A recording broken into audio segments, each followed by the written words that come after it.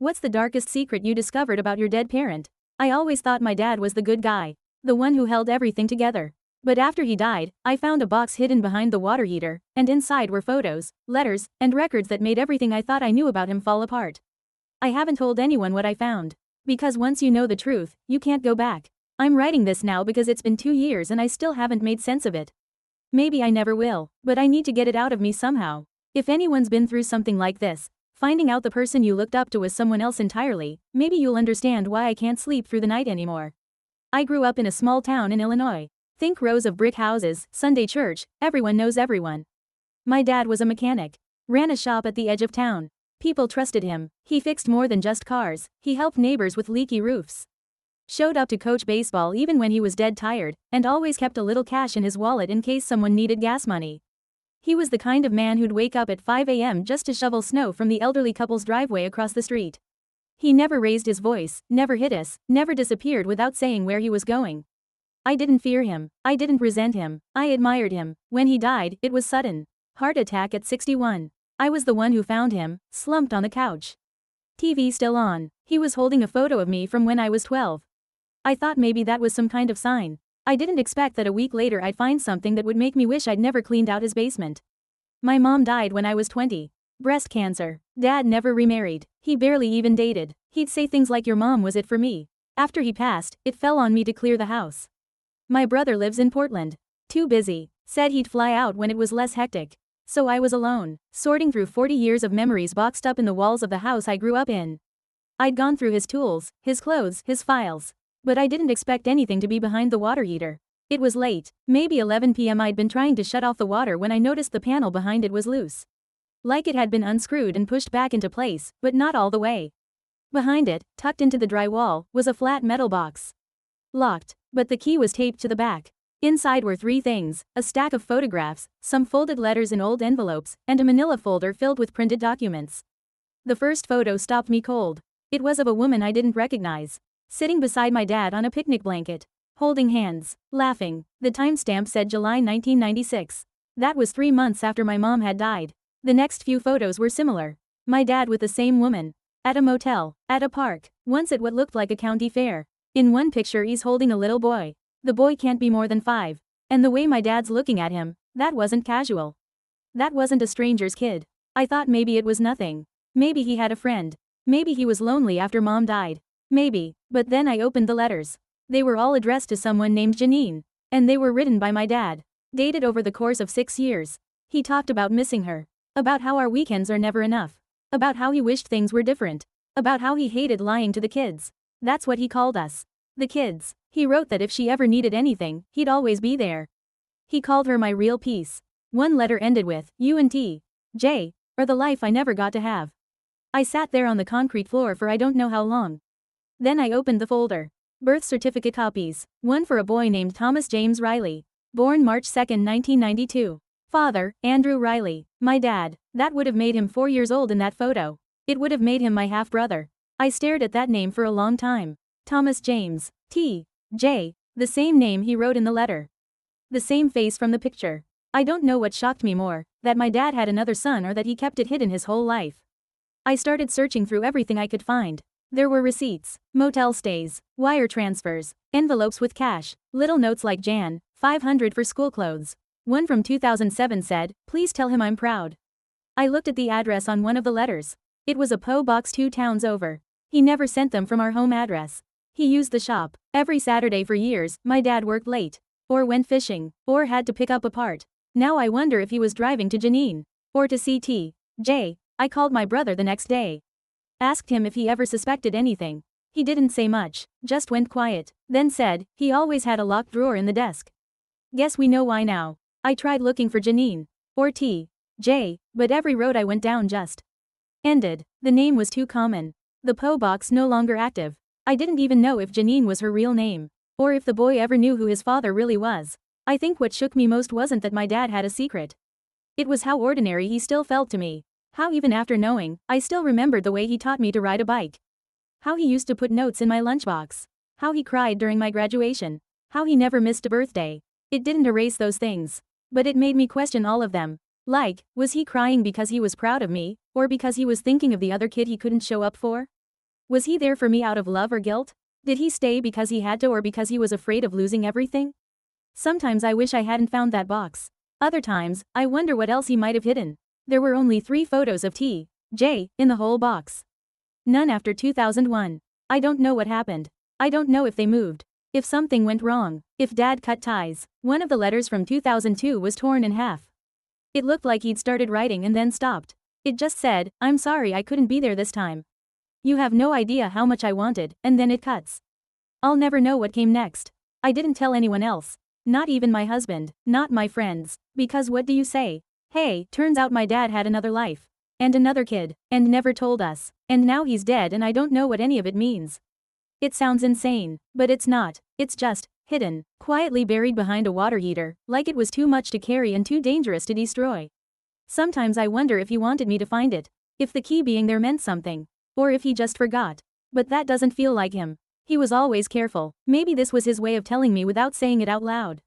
Maybe he wanted someone to know. Someone to hold it after he was gone. Someone to remember the parts of him that didn't fit into the world we thought he lived in. And now I do. I remember all of it. Even the parts I wish I didn't. Especially those. On the 4th night of sorting through the basement, I found an old cardboard box labeled Xmas Lights. I wasn't looking for more secrets, I was just trying to get through the last few shelves. But inside, beneath tangled cords and cracked ornaments, there was a small notebook wedged between 2 plastic snowmen. The cover was worn, the pages curled at the edges. It wasn't a journal, not exactly. More like a log. Dated entries, short and cryptic. It started in 1995. Janine called again, said he's coughing a lot. Left envelope behind the shed. Another entry a few weeks later, he asked why I don't stay longer. Told him work was busy. He looked disappointed. Each note was no longer than a sentence or two. Some didn't even mention names. Just times and locations. 3:15 at Cedar Bluff. Watched from the truck. Or left backpack with snacks under bench. Then, in 1998, Janine said not to come anymore. Too confusing for him. Don't argue. Respect her wishes. The entries didn't stop there, though. They went on. Missed his birthday. 3rd one in a row. Feels like punishment. Drove past his school. Taller now. Janine saw me and turned away. Left card in PO box. Hope he reads it. And then, dreamed of him calling me, Dad. Woke up crying. Reading it felt like eavesdropping on someone trying to grieve a living person. Someone mourning a life he couldn't touch. And the last page? It just said, if something happens to me, check behind the water heater. That confirmed it. He meant for someone, maybe me, maybe anyone, to find it. I closed the notebook and sat there for what felt like an hour. Just breathing. The more I learned, the less I felt like I knew the man who raised me. And yet, I also started seeing him differently. Not just as my father, but as a person. Flawed, desperate, trying to be 2 things at once, and maybe failing both. The next day, I drove out to Cedar Bluff. I didn't even know what I was looking for. It was a park on the edge of town, more trees than people, a little playground, a walking trail by the river. I found a bench by the water. No plaque, no initials. But I sat there anyway. Imagined him sitting there in 1996, watching a child play, afraid to get too close. I walked the trail, thought about the phrase left envelope behind the shed. There was a maintenance shed near the restrooms, old and rusted. I walked behind it, more out of instinct than logic. And there, half buried in dirt, was a small metal tin. I thought, no, that's too much. It can't be. But it was. Inside were pieces of paper, curled from age and dampness. Not letters. Drawings. Crayon drawings. Of a man and a boy. Stick figures, mostly. One said me and Andy. Another just said Dad's truck. I don't know why he kept them there. Maybe Janine told him to throw them out and he couldn't. Maybe he didn't want to risk someone finding them at home. I took photos but left the tin where it was. Felt wrong to take it. Like it belonged to the earth now. That night, I couldn't sleep. Kept replaying all the years he disappeared for hours on weekends. All the times I thought he was just working late. I started going through our family photos. Birthdays. Holidays. I looked for patterns. Gaps. When he was there, when he wasn't. And sure enough, every March 2nd, he was absent. Work emergency. Trip to St. Louis. Car convention. I asked my mom once why he never took time off on our birthdays. She'd shrugged and said he shows it in other ways. Now I wondered if she knew. Not all of it, maybe not even most. But something. I started dreaming of Janine's face, though I'd only seen her in a handful of photos. In the dreams, she'd never speak. Just turn away. T.J. would be there, older now. I'd try to ask him questions, but my voice never worked. I know dreams aren't truth, but they felt like echoes of something unfinished. About a week later, I went back to the house to clear out the attic. It was mostly junk, old blankets, broken lamps, my brother's yearbooks. But there was a box labeled donate that didn't match the others. Inside were kids' clothes, not mine, not my brother's, sizes too small for us, and brands I didn't recognize. Boys' jeans, little sneakers, a jacket with a patch that said Thomas. My dad had kept them. Maybe for years, maybe waiting for a day he thought he could explain. Or maybe he couldn't let them go. I started to feel like I was going crazy. Every room in that house held something new. Some shard of a man who lived in shadows even while standing in our kitchen. I started looking through public records. Searched Janine's name again, birth certificates, property deeds. Nothing came up, but then I found a record for a Janine Crawford who had died in 2005. Traffic accident. She would have been 38. The obituary listed a son, Thomas James. No mention of a father. Just survived by her beloved son, T. J. I searched for T. J. next. Nothing at first. Then one result. A high school yearbook photo from 2009. I stared at it for a long time. He looked like my dad. The same eyes, same chin. The resemblance was so clear it made my stomach turn. The caption said he was part of the music club. Planned to study criminal justice. No further records. No social media. Like he disappeared after high school. Maybe changed his name. Maybe didn't want to be found. Or maybe he didn't even know what there was to find. I don't know if I'll ever meet him. Or if I should. I've written a letter. It sits on my desk. Sealed. Addressed to no one. I rewrite it every few weeks. Trying to find the right words to say, I think we might be family, and I don't know what to do with that. But I haven't sent it. Because how do you tell someone their whole life was lived in the shadow of a secret they never asked for? How do you say, the father you never knew was the same man who tucked me in at night? I don't know. Maybe someday I will. Maybe someday I'll drive to that old high school. Maybe I'll ask around. But not yet. Not while the dust is still settling. Not while I'm still trying to put my own history back together. Because once you open a door like that, there's no closing it.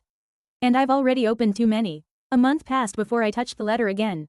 I kept moving it from one drawer to another, always telling myself I'd mail it tomorrow, or next week, or after I felt a little more sure of what I wanted to say. But the truth is, I wasn't afraid of him not responding, I was afraid he would. Afraid of what it would mean if T. J. actually read it and decided he wanted to know more. Or worse, if he already knew everything and hated the very idea of hearing from someone like me. I had no idea how he'd grown up, what Janine might have told him, or how he remembered my dad, if at all. Some nights I'd sit at my kitchen table, staring at old pictures of my childhood, trying to match timelines. Trying to see if any of it felt false in hindsight. It didn't. That was the strangest part. Nothing about my upbringing had ever felt like a lie. He was there. He was consistent. He was dependable. He never slipped up, never let on that there was another entire life running parallel to ours. And yet, it must have cost him something. Maybe everything. I started remembering little things, moments that didn't stand out at the time. Like how he always carried a pager, even after most people had stopped. How every few months, he'd drive out of town for inventory even though his shop didn't stock enough to require that kind of attention. How he kept an extra change of clothes in the back of his truck, in a duffel bag that none of us were allowed to touch. When I was 15, I remember finding a small box of chocolates in his glove compartment. I asked him if they were for Mom. He said yes, but he never gave them to her. At the time I assumed he'd forgotten. Now I think they were meant for someone else. Maybe even T. J. I was driving home from work one afternoon when I passed by the high school from that yearbook photo. It was about an hour outside of town. I don't know what made me pull over, but I did. I walked through the parking lot, then up to the front entrance, just to see if it felt familiar. It didn't, but for some reason, I kept imagining my dad driving that same path years ago. Stopping just before the curve. Watching from a distance. It started to feel like the whole town had traces of him I'd never noticed before. Like he'd carved out another life only a few miles away, thinking, maybe hoping, it would never collide with ours. I started making a habit of driving out there on weekends. Not to stalk anyone, not to dig. Just to exist in the same space. I'd sit at a coffee shop near the library and watch people come and go. Wondering if he ever did the same. Wondering if T. J. still lived nearby. One Saturday, I overheard two older women talking at the next table. They mentioned Janine's name, not her full name, just Janine. One said, "You remember that accident back in '05? Poor thing, left that boy all alone." The other nodded, said something about how he was quiet, always polite, real smart. I wanted to interrupt, to ask questions, to say, "Did you know Andrew Riley?" But I didn't. I just sat there, heart pounding, trying to memorize every word they said. They moved on to other topics, gardening, grandkids, and eventually left. But it confirmed something. He hadn't just visited, he was involved, enough for people to have noticed, even if they didn't connect the dots. Later that night, I finally opened the folder again. I hadn't looked at the documents since the week I found them. But now, with distance, I saw things differently. There were patterns. The wire transfers were always in similar amounts, $500, $750, always in cash, always on the same days of the month. There were scribbled notes on some: school trip, braces, rent late. It wasn't just support, it was parenting, from a distance. Quiet, invisible parenting. I wondered if T.J. ever knew where the money came from. If Janine told him it was from a friend, or if she hid it altogether. And why did it stop? The last transfer was in 2004. A year before the accident. No notes after that, no letters, no pictures, just a gap. I kept telling myself there had to be a reason. Maybe Janine told him to back off permanently. Maybe there was a fight. Maybe T.J. found out the truth and wanted nothing to do with him. I'd never know, unless I asked, and that meant sending the letter. Eventually, I did. I wrote out a version that was short. Careful, no accusations, just the truth. I told him my name. Told him who my dad was. Said I found some things after he passed and that I believed we might be connected. That I had no expectations. That I understood if he didn't want to reply. And then I mailed it to the last known address I found for him, a Page O. box from a 2015 college mailing list. I figured it wouldn't work. Figured it would be returned, or worse, disappear forever. But 2 weeks later, I got an email. No subject line, no name, just, "I got your letter. Let me think about it." That was it. No hello, no emotion, no signature. I stared at the screen for an hour. Reread it a dozen times. Then shut my laptop and didn't look at it again for the rest of the night. Over the next few days, I kept waiting for more. Nothing came. No second message. No reply to mine. I tried to be patient. Told myself this wasn't about me. That whatever he was processing, he deserved space. I imagined how it must feel, getting a letter from a stranger claiming to be your sibling. Dragging up memories of a father who may or may not have meant something to you. He didn't owe me a thing. But still, I hoped. A month passed. Then 2. I stopped checking my inbox so obsessively. Stopped hoping every unknown number was him. But the questions never left. They just dug deeper, settled in like old furniture. In the middle of all this, I got a call from my aunt, my dad's younger sister. She was going through old photo albums and wanted to know if I wanted any of them before she gave them to Goodwill. I said yes. Met her at her place the following weekend. We went through boxes together, most of them filled with the usual, baby photos, birthday parties, Christmas mornings. But then, tucked between 2 albums, was a single Polaroid that didn't fit. It was Dad, much younger, standing in front of a building I didn't recognize. And beside him, Janine. Unmistakably her, though she looked maybe 17. My aunt noticed me freeze. Asked if something was wrong. I asked her where the photo was taken. She hesitated, then said quietly, "That's from the year he disappeared for a bit." Said he was working out west. But your mom was suspicious. They fought a lot back then. That was the first time anyone in the family had acknowledged anything like that. I wanted to ask more, but my aunt just shook her head and said, "He came back." Things smoothed out. Your mom didn't want to talk about it after. The way she said it, like it was a closed file. Old pain not worth digging up. But for me, it wasn't old. It was alive and bleeding into everything I thought I knew about my life. After that, I stopped trying to fix the story. Stopped trying to figure out who was right or wrong. It became less about blame and more about understanding the fracture that ran beneath everything. And how long it had been there. Maybe always. Maybe before I was even born. I still haven't heard back from T.J. It's been 6 months now. I don't know if he ever will write again. Maybe that one message was all he could give. Maybe he needed me to know he existed, but not to reach for more. And honestly, I respect that. I keep the folder in a locked drawer now. The notebook too. The tin behind the shed is probably still there. Untouched. Buried again like it never happened. I've thought about going back to that bench. Maybe bringing flowers. But I never do. It feels like that part of the story belongs to someone else. Someone I'll never fully know. And maybe that's the point. Not every mystery ends with answers. Sometimes it just leaves you with new questions, and a different version of the person you thought you loved. A version that's just as real. Just harder to hold. Sometimes I catch myself looking at other families in restaurants or grocery stores, wondering how many of them are sitting on stories they'll never tell. How many fathers out there have second lives hidden just beneath the surface, not out of malice, not because they're monsters, but because they got tangled up in something years ago and didn't know how to untangle themselves without losing everything. I used to think secrets were loud. Dramatic. The kind of thing that came with yelling or slammed doors or whispered threats. But this one was quiet. Suffocatingly quiet. It lived in the pauses of his sentences, the nights he got home late smelling like unfamiliar soap, the times he seemed far away at the dinner table without any clear reason.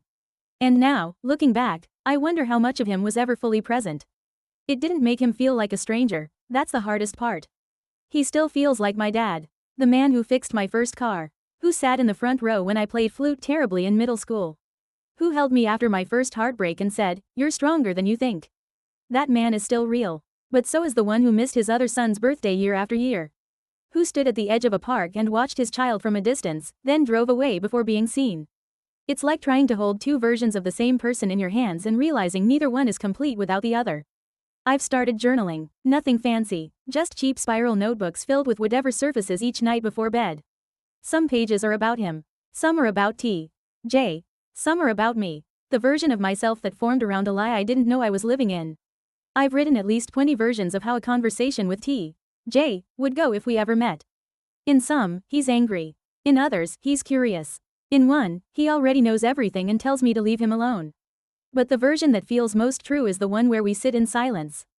Just sit, maybe on a park bench. Maybe in some quiet diner off the highway. No big confrontation, no answers, just two people trying to understand the shape of a wound neither of us created but both of us inherited. A few weeks ago, my brother finally came to town. I hadn't told him everything. Just enough. He doesn't want to talk about it. Says Dad did his best. That the past is the past. I think that's how he copes. He always needed things to be simple. Neat. For me, though, it's like there's this thread running through my whole life. And now that I've tugged at it, nothing sits right unless I see where it leads. I asked him once if he remembered Dad being gone the night of his high school graduation. He said yeah, said Mom was furious, blamed the shop. I told him I found records that Dad had driven out of town that day.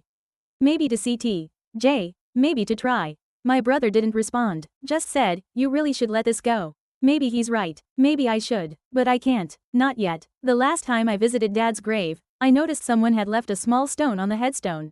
That's not something our family does. It wasn't windy, no one else was nearby. I thought maybe it was coincidence. But then I noticed a tiny letter T scratched into the edge of the stone. It could have been a mark from the quarry. A chip, something meaningless, but I stood there staring at it for 10 minutes, heart racing like it meant everything. I wanted to believe it was T.J. I wanted to believe he came, even if just once, to look for closure, or peace, or proof.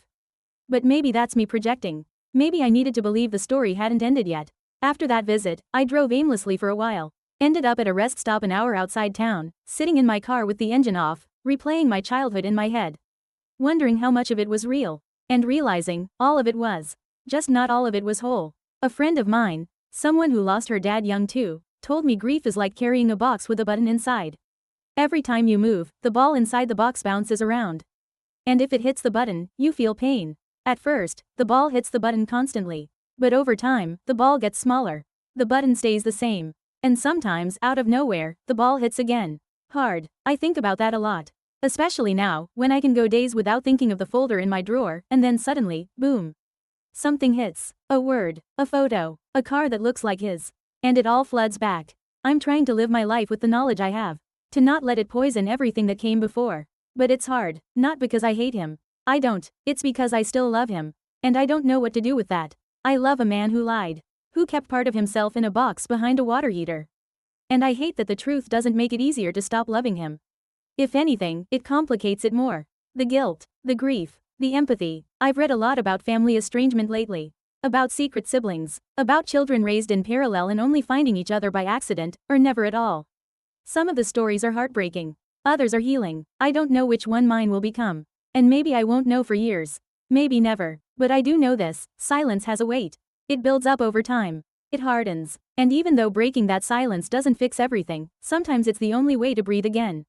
So I keep writing, not for answers, not for closure, but for clarity, to remind myself that the story of my dad is not either, or. He was a good father. And he lived a lie. He was generous. And he was absent to someone else. He was consistent. And he was also fractured. I can hold both. I have to. Because the man in those photos, the one holding a boy on a picnic blanket, he's mine too, in some strange, painful way.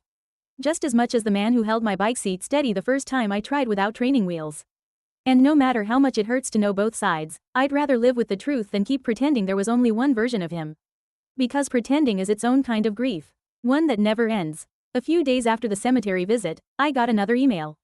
This time it had a subject line, "The bench." No body text, just a photo attachment. It was taken in the late afternoon, soft shadows stretching across the gravel path. The same bench at Cedar Bluff. There was no one in the frame. No message attached, but I knew exactly what it meant.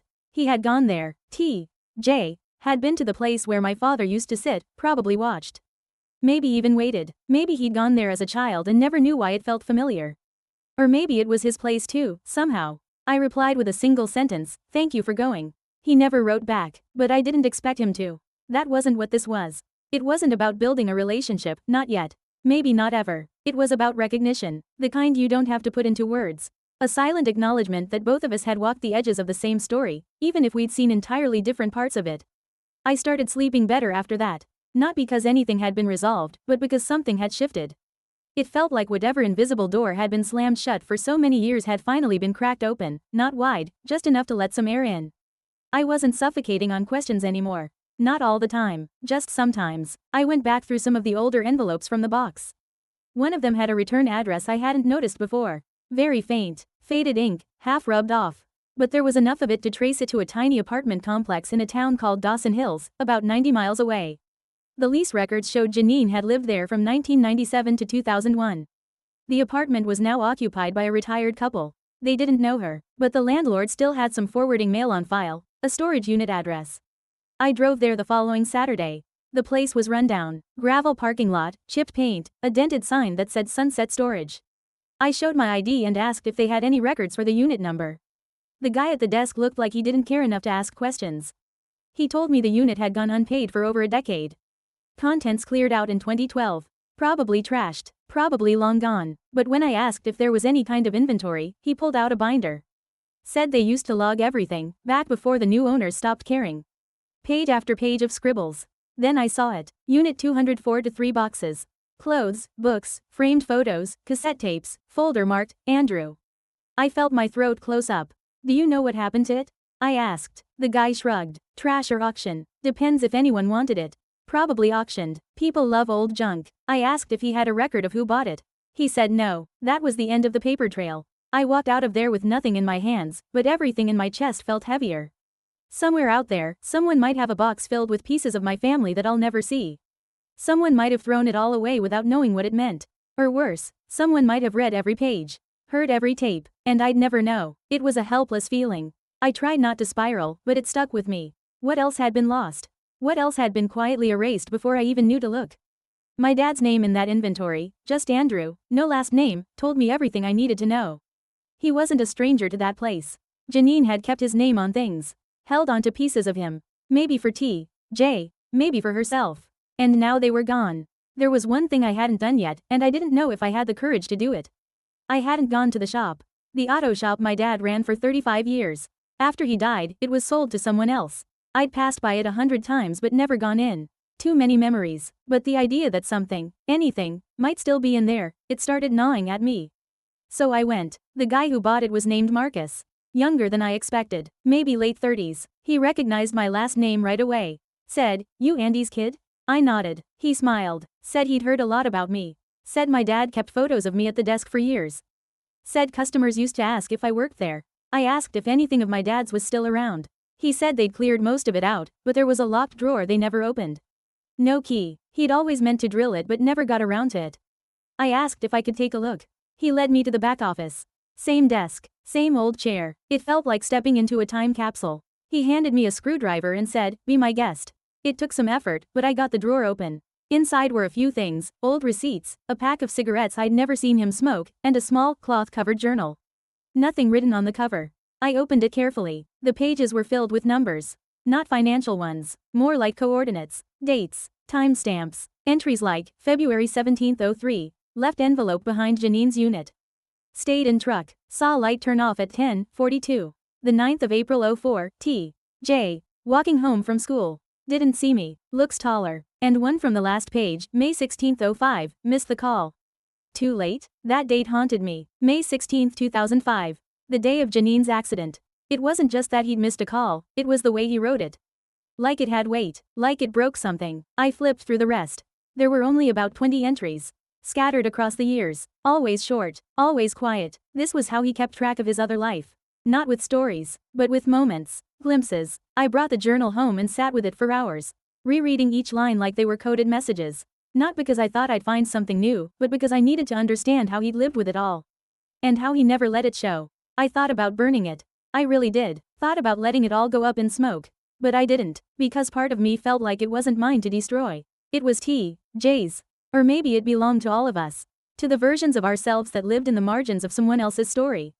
That night I got another email. Short again. I remember the bench. I sat there when I was 12. A man in a truck watched me for an hour. I didn't know it was him. I didn't reply, didn't have the words. I just sat there, holding my breath, because somehow that one sentence made everything more real than any document or photo ever could.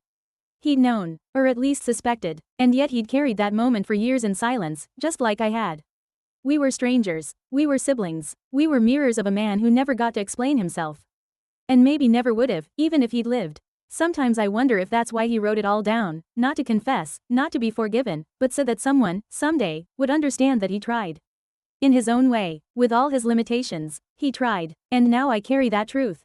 Even if I'm the only one who ever will. It's been almost a year now since I found the box behind the water heater.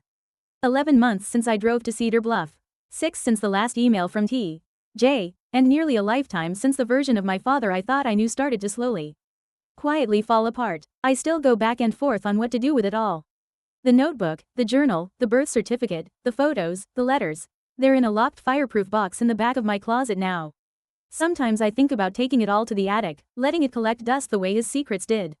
But that feels like a betrayal, somehow. Like I've been entrusted with something that doesn't belong to just me. And burying it again would be repeating his mistake. I haven't told my husband. I've tried. I've rehearsed it in my head dozens of times, how I'd explain the truth about the man who raised me, the half-brother I've never met, the woman my dad loved quietly for over a decade. But every time I try, the words sound too heavy to say out loud. So instead, I let it live in the corners of my life.